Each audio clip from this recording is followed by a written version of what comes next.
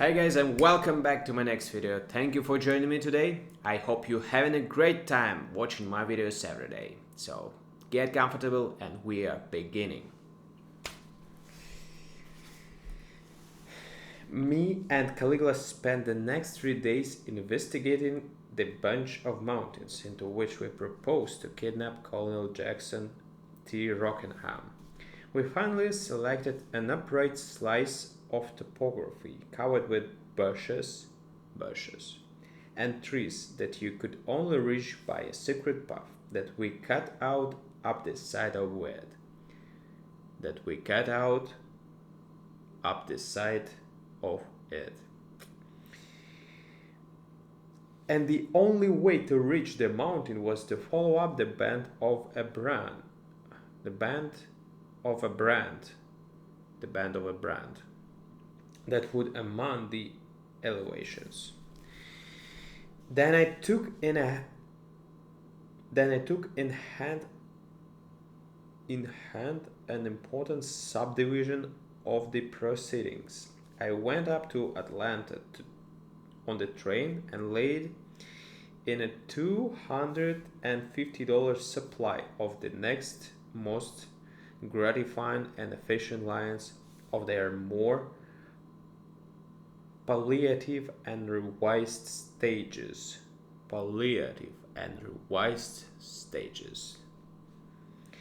Hog and hominy are not only inartistic to my stomach. Hog and hominy are not only inartistic to my stomach, but they give indigestion to my moral sentiments. Indigestion. And I thought of Colonel Jackson T. Rockingham, president of the Sunrise and Edenville Top Railroad, and how he would miss the luxury of his home fare, as is so famous amongst wealthy Southerners.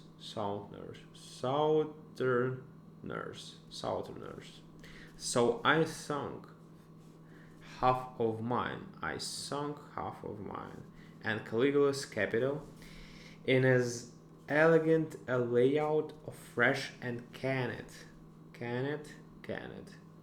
provisions as Burdick Harris or any other professional kidnappee ever saw in a camp. I put another 100 in a couple of cases of Bordeaux, Bordeaux,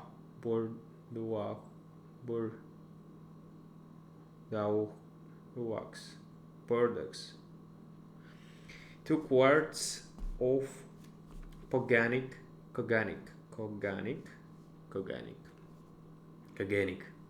maybe, 200 Havana regalias with gold bands, and a camp stove and stools, and folding cots. I wanted Colonel Rockingham to be comfortable, and I hoped after he gave up the $10,000 he would give me and Caligula as good a name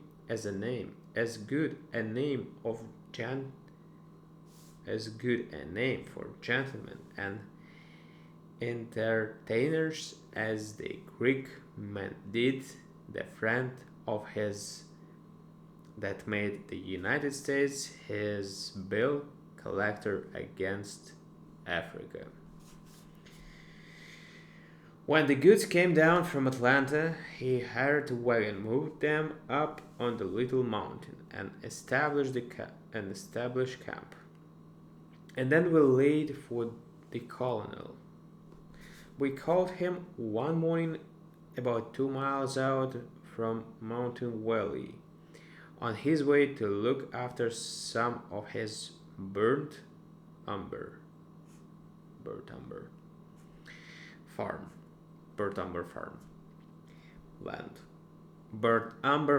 land. He was an elegant old gentleman, as thin as and tall as a trout, Trout. Trout rod. Trout rod. With frazzled, frazzled shirt cuffs and specs on a black string. We explained to him brief and easy what he wanted, and Caligula showed him, careless, the handle of his 45 under his coat. What? Says Colonel Rockingham. Bandits in Perry County, Georgia. I shall see that the Board of Immigration and Public Improvements hears of this. Be so unfoolhardily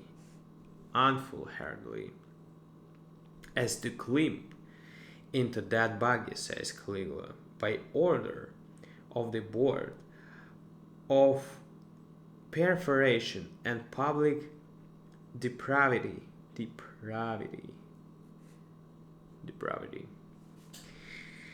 This is a business meeting and we're anxious to adjourn sine qua non. Sine qua non. Adjourn sine qua non. Adjourn. Alright. We drove Colonel Rockingham over the mountain and up for the side of it as far as the buggy could go. Then we tied the horse and took our prisoner on foot up to the camp. New Colonel, I says to him, we're after the ransom, me and my partner, and no harm will come to you if the King of Moor, if your friends send up the dust. In the meantime, we're gentlemen the same as you, and if you give us your word not to try to escape, the freedom of the camp is yours. And if you give us your word not to try to escape, the freedom of the camp is yours. I give you my word, says the colonel. All right, says I. And now it's 11 o'clock and me and Mr. Polk will proceed to inoculate the occasion with a few well-timed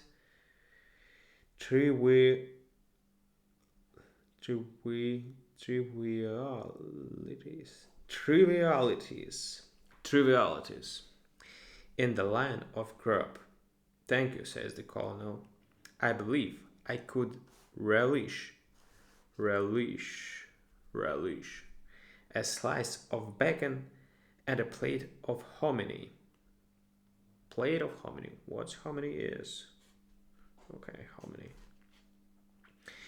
But you won't say empathic. But you won't, says I emphatic. Not in this camp. We soar in higher regions than them occupied by your celebrated but repulsive dish. Repulsive.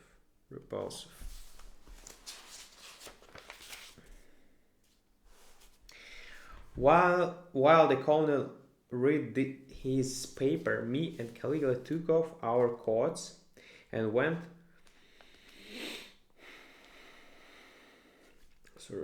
in for a little luncheon deluxe, just to show him.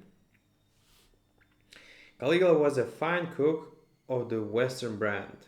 He could toast a buffalo or fricassee a couple of steers as easy as women could make a cup of tea. He was gifted in the way of knocking together edibles when haste haste, and muscle and quantity was to be considered. He held a record west of the Arkansas River for frying pancakes with his left hand, broiling, broiling wenchon,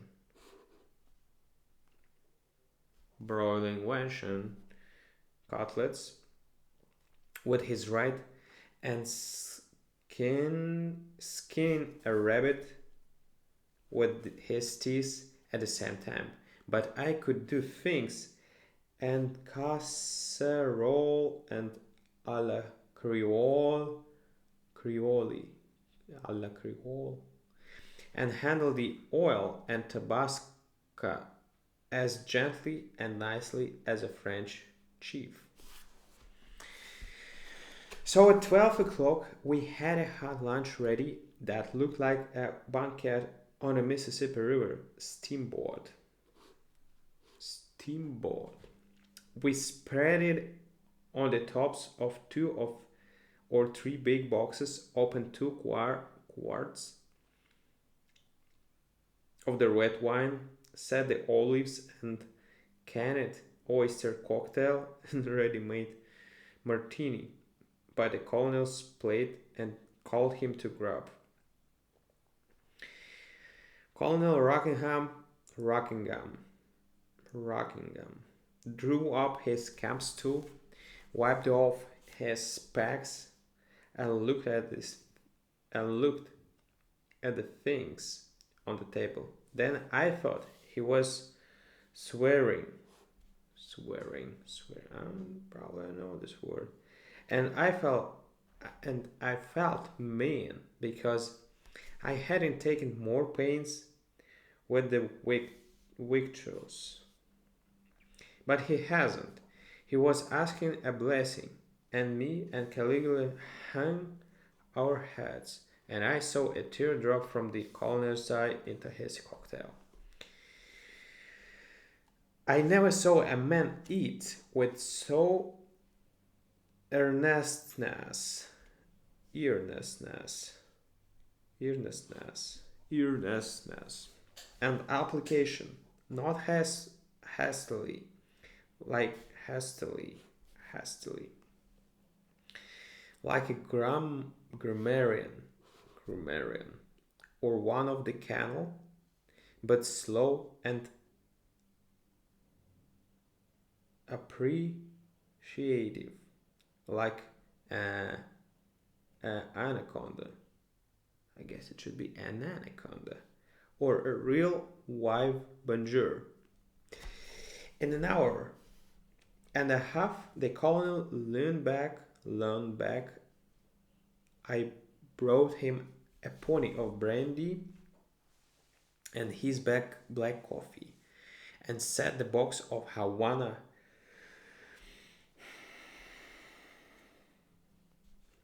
regalias on the table. Gentlemen, says he, blowing out the smoke and trying to breathe it back again, when we view the eternal hills and the smiling and beneficent landscape, and reflect upon the godness of the Creator, who, excuse me, Colonel, says I, but there is some business to attend to now, and I brought our paper and pen and ink and laid them before him. Who do you want to send to for the money? I asked. I reckon, says he after thinking a bit, to the vice president of our railroad, at the general offices of the company in Edenville. How far is to Edenville from here? I asked. About 10 miles, says he. Then I dictated these lines, and Colonel Rockingham wrote them out. I'm kidnapped and held a prisoner by two desperate outlaws in a place which is useless to attempt to find. They demand $10,000 at once for my release. The amount must be raised immediately, and these directions followed. Come alone with the money to Stony Creek, which runs out of Blacktop Mountains. Follow the bed of the creek till you come to a big flat rock on the left bank, on which is marked a cross and a red chalk. Stand on the rock and wave a white flag. A guide will come to you and conduct you to where I'm held. Lose no time. After the colonel has finished this, he asks permission to tack. T-A-C-K. On a postscript about how white he was being treated, so the railroad wouldn't feel uneasy in its bosom about him.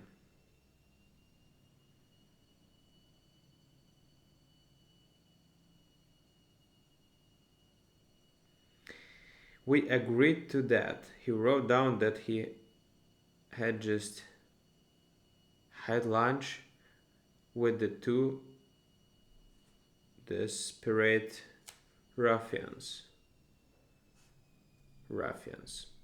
And then he set down the whole bill of fare, from cocktails to coffee. He wound up with the remark that dinner would be ready about 6 and would probably be more licentious.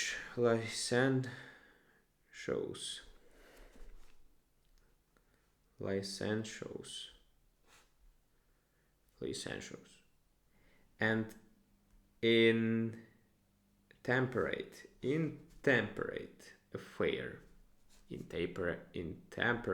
affair than lunch. Me and Caligula read it and decided to let it go, for we, being cooks, were amenable to praise.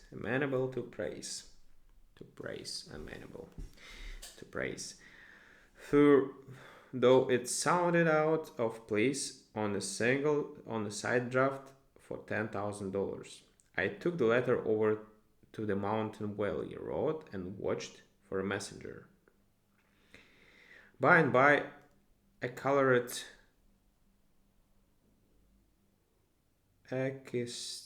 equestrian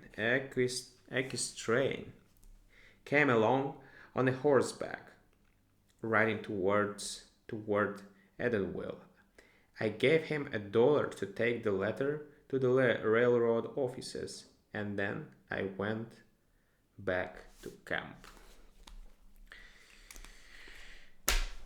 Thank you guys for listening to me today, and see you tomorrow.